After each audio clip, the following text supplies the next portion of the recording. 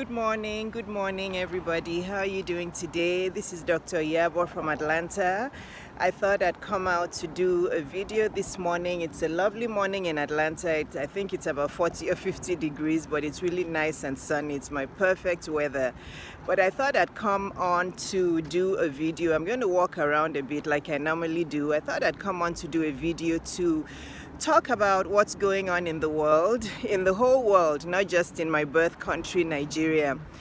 And if you're a spiritual person or even a non-spiritual person, it should already be obvious to you that 2020 was the beginning of a change in the whole world. In the whole world. I knew this from the beginning. Again, I told you, because I believe, and I say this very humbly, I believe I'm gifted with some kind of intuition and some kind of knowing when things are changing and when things are happening in the world. And I think this has been amplified a lot more since 2015, since my dad passed. I feel like I've been more in touch with my intuition and with my empathic, or is it empathetic, gifts from God. And ever since this pandemic started, actually when we first started the year with Kobe Bryant's passing and then the pandemic and everything, and just the way it's been going on, I just know in my spirit that it's some kind of major awakening, major shift going on, and it just keeps proving it, because the year hasn't even ended, and then now we have the SARS uprising in my birth country, which I love dearly. Without Nigeria, I won't be where I am today, because that's where I was born and that's where I lived until I was 22, just before I turned 23.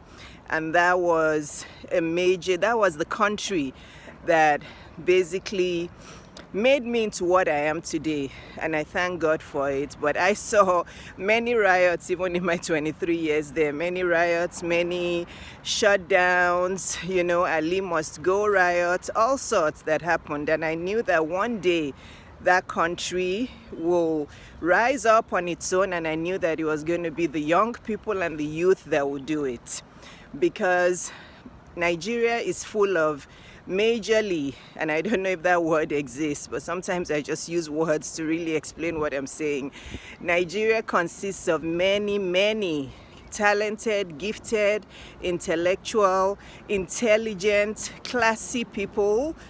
Unfortunately, the foundation, the structure of the country is so corrupt that those people are not able to thrive. And that's why over the years there's been so much brain drain. I'm one of them, of course, because if you're somebody who's really passionate and you're somebody who's ambitious, you cannot thrive in a country where there's so much corruption. You're going to want to go somewhere where you can use your gifts, be appreciated, and just do well.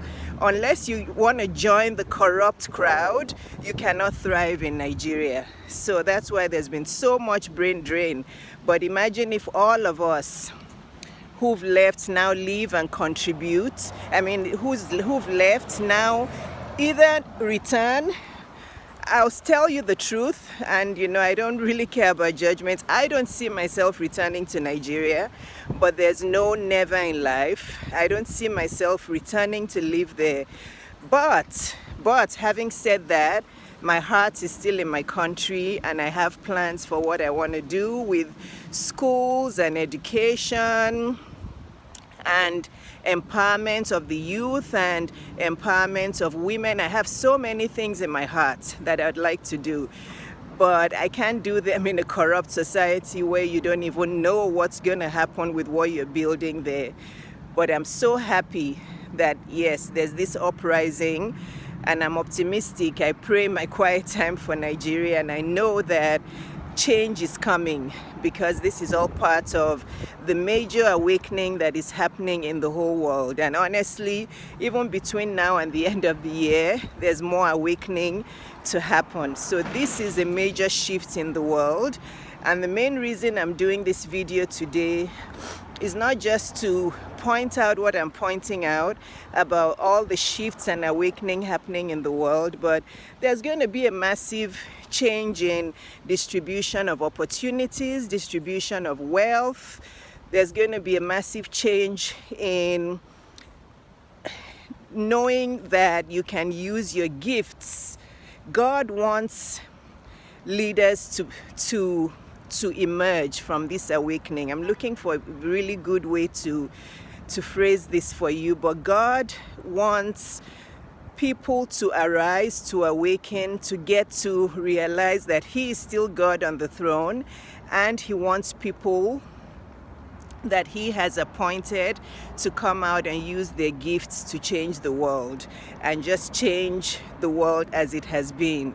And sometimes it takes major things like pandemics and all that. Unfortunately, lives get lost when these shifts are happening. You can look at history back and just read how shifts and changes had to happen in major ways, even with loss of lives, before things could get better. So my heart goes out to people who've lost loved ones in this pandemic. I know it hasn't been easy. There's been shifts in income. There's been loss of jobs. Some people are thriving economically, some are not. But hang in there. Keep your faith. However, don't hang in there doing nothing. That is the main reason I'm doing this. As my pastor said, my pastor of Buckhead Church, Andy Stanley, in